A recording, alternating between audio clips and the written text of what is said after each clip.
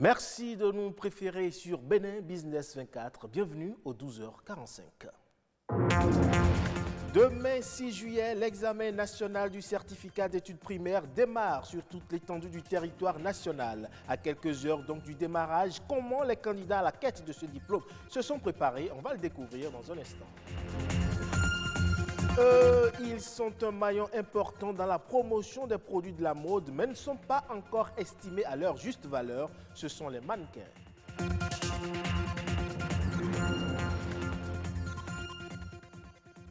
Enfin, on parlera du métier de mécanicien automobile qui a considérablement évolué, du moins dans les pratiques. Avec l'avènement des voitures 2.0, les mécaniciens traditionnels ont dû s'adapter aux nouvelles technologies.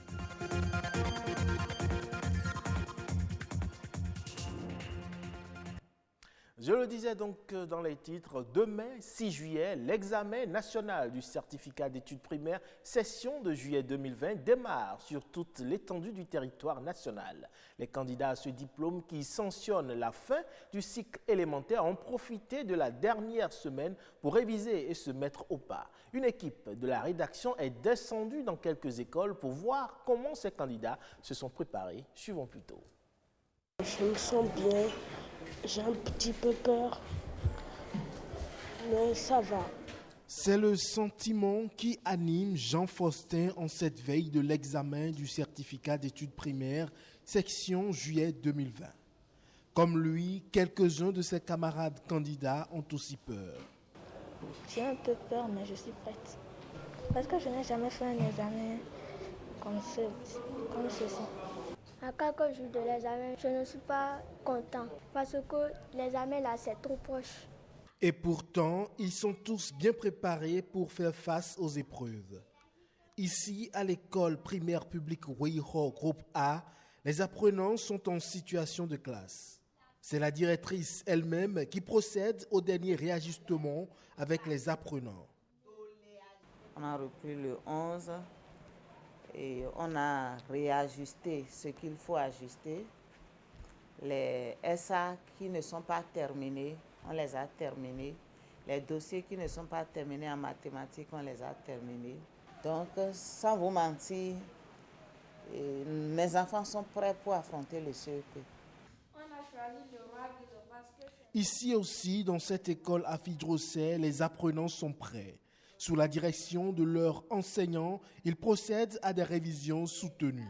Chaque jour, ils rentrent avec une épreuve, ils traitent l'épreuve du maître et ils choisissent aussi leurs épreuves personnelles qu'ils traitent à la maison et reviennent le lendemain, corrigent jusqu'à aujourd'hui. Si les apprenants se disent prêts pour affronter les épreuves, toutes les dispositions sont également prises par les chefs d'établissement pour leur garantir de bonnes conditions de composition. Les cartes d'identité sont déjà établies, les cahiers de choix sont prêts. D'ailleurs, c'est avec ces cahiers de choix qu'ils sont allés à l'examen blanc national qu'il y a eu. Nous sommes déjà prêts.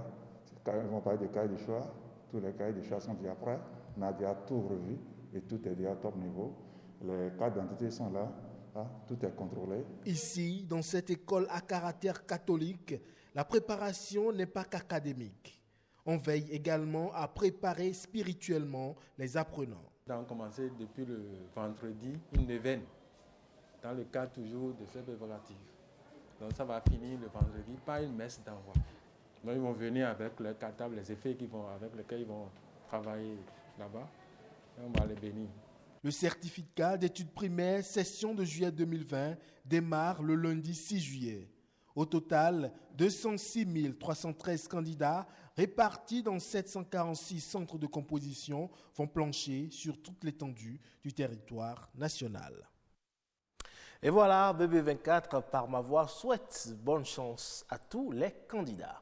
Parlons à présent du mannequinat. C'est l'activité exercée par toute personne qui pose et s'expose pour valoriser les produits de l'industrie ou de la mode. Dans cette logique, les mannequins sont employés principalement pour la promotion de l'habillement, des accessoires de mode et des produits de beauté. Malheureusement, au Bénin, le métier tarde à être apprécié à sa juste valeur.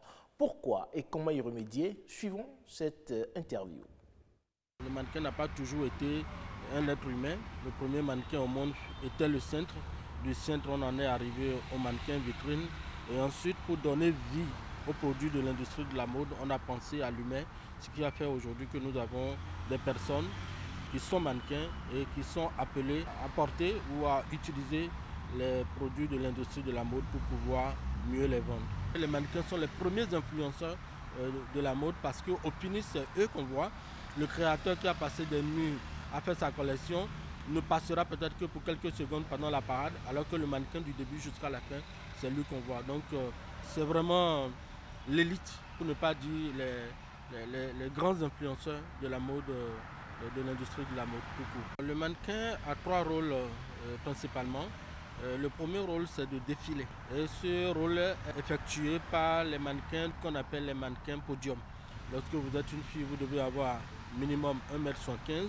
Lorsque vous êtes un garçon, vous devez avoir minimum 1m85. Et la proportion de la taille être entre du 36, du 38 et du 40. Ensuite, vous avez des mannequins commerciaux qui sont ce type de mannequins-là qui font de la publicité. Il suffit juste qu'ils soient extraordinaires, qu'ils soient spéciaux. C'est-à-dire ça peut être le teint, ça peut être la couleur des yeux, ça peut être la forme du nez. Et ensuite, vous avez les mannequins artistiques. C'est des mannequins qui parfois posent à demi-nus ou sont assis sur une chaise et vous voyez des sculpteurs ou des dessinateurs en train de les dessiner ou de les sculpter. Leur poids est si grand, mais la rémunération, la considération, surtout dans nos pays, est vraiment faible. Et le mannequin n'est pas encore, à sa juste valeur, n'est pas encore reconnu comme ça doit être en tant que personne nécessaire, indispensable pour l'épanouissement de la mode dans le monde. Mais ailleurs, je vous avoue que c'est reconnu. Lorsque vous avez un mannequin, vous en prenez vraiment soin. Ils sont tellement bien logés, bien rémunérés. C'est eux qu'on voit partout dans les magazines. Tout ce que le mannequin fait est payé. Vous imaginez que même pour payer un mannequin pour venir dans votre restaurant, vous le payez. Lorsque vous voulez juste même l'habiller pour qu'il se promène dans la ville, vous le payez. C'est un métier tellement beau, un métier tellement noble, mais compte tenu des préjugés en Afrique et partout dans le monde, on les confond à plein de choses, ce qui n'est pas du tout le cas. On change de domaine à présent pour parler du secteur de l'automobile qui connaît assez de mutations. Aujourd'hui, on retrouve toute une gamme de véhicules électroniques en circulation.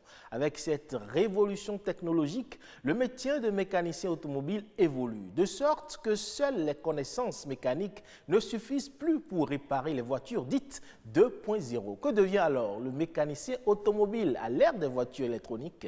Reportage. Ici, une voiture électronique en dépannage. Mais avant toute intervention mécanique, cet électronicien fait son examen électronique. La spécificité du véhicule l'oblige. Au bout de quelques minutes, l'appareil signale à l'écran plusieurs défauts. Là maintenant, ça me signale plusieurs capteurs que c'est défectueux.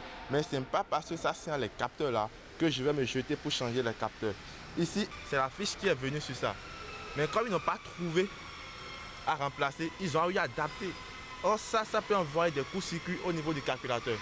Donc c'est des pannes que nous maintenant on doit régler. Vous voyez? Donc c'est pour ces pannes-là que la voiture est venue. Ce n'est pas que si la voiture vient, on se jette directement sur la voiture pour commencer par travailler. Non, les voitures d'aujourd'hui ne sont plus comme ça. Des voitures nécessitant une technologie de pointe, on en dénombre assez dans ce garage. Le promoteur, un mécanicien de formation, exerce dans ce secteur d'activité depuis 1988 au Bénin. Ces dernières années, il ne cesse d'actualiser ses connaissances et de recruter d'autres compétences afin de s'adapter à l'évolution de la technologie automobile. On ne veut plus que les voitures aillent au Ghana, au Togo, pour qu'on dise, bon, ils n'ont pas réussi ici, c'est au Ghana. La devise quitte le pays. Mais si ça tourne ici, si c'est abondant, pourquoi ne pas recruter plus? Ça, nous résolvons une partie du chômage. Ce nouvel environnement automobile, beaucoup de mécaniciens dans le pays peinent à s'en sortir. La cause, on évoque le défaut de maîtrise de l'outil informatique et de la langue de conception des scanners. Par exemple, les appareils de diagnostic, là, les scanners consoles, là, si tu ne maîtrises pas le français, tu ne peux pas. Même pour l'interpréter, tu ne peux pas. C'est ça le grand problème qui est là, c'est ça. Une difficulté qui constitue une menace pour leur corporation. Plusieurs mécaniciens automobiles peu instruits risquent de se reconvertir à la longue. Mais le président de l'association dit y travailler. Il faut quand même avoir au minimum le BPC avant de faire la mécanique aujourd'hui. Parce qu'il faut savoir lire les différents codes de défaut. Il faut quand même savoir utiliser le scanner. Nous avions créé quand même ce climat de solidarité, d'assistance, ce climat de dépannage entre collègues. Et c'est ça qui fait que, bon, les pannes que les uns et les autres rencontrent chaque fois et toutes les fois, nous faisons des échanges d'idées. Et c'est ça qui nous permet de grandir dans la profession. Sinon, bon, tu seras quand même un mécanicien monté et démonté. Le mécanicien automobile est un métier en pleine mutation.